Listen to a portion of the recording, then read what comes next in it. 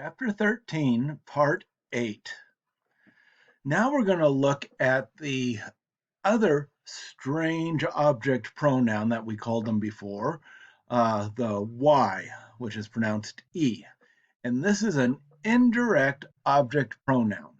Now, already we've used lui and leur to replace indirect objects that are people.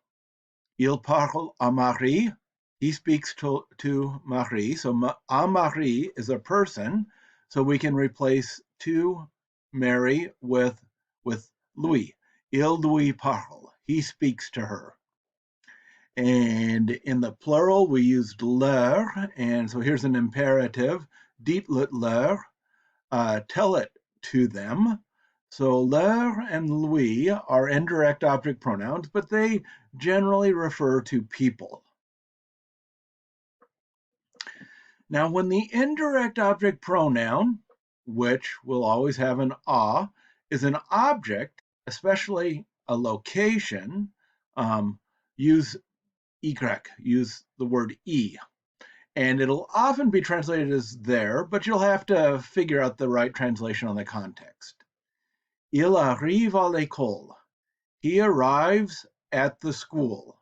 So at the school, that's a location. It's not a person. So we would change the à l'école. The whole expression beginning with a gets replaced by e. Il y arrive. He arrives there.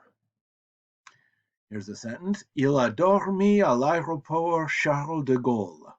So he has slept at the airport of Charles de Gaulle. So Charles de Gaulle is a big international airport in the north of Paris.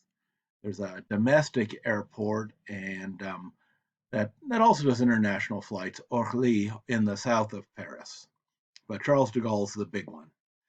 So we could say, and it's known as CDG, CDG, and Charles de Gaulle was a French general during the war who led the resistance against the Nazis when France surrendered in 1939. So, il a dormi à l'aéroport Charles de Gaulle. So he slept at Charles de Gaulle Airport. And we can replace à l'aéroport Charles de Gaulle with e. Il y a dormi. He slept there. So, like this is pretty tricky, but get it clear in your mind on how we form it and what it's replacing, and you'll be able to make sense of it better when you run into them. Now let's look at an irregular verb that we've seen a little bit, aller, to go. And it starts off, I classify it as one of the irregular V verbs because the present tense is je vais, tu vas, il va. So two different stems for the singular, meaning I go or I'm going, you go, he goes. Nous allons, vous allez, ils vont. So two stems in the plural too. So that's a total of 4 different stems. That's a lot of stems for aller. We go, you go, they go. And the imperfect is more regular, like most imperfect. J'allais, tu allais, il allait, nous allions, vous alliez, ils allaient.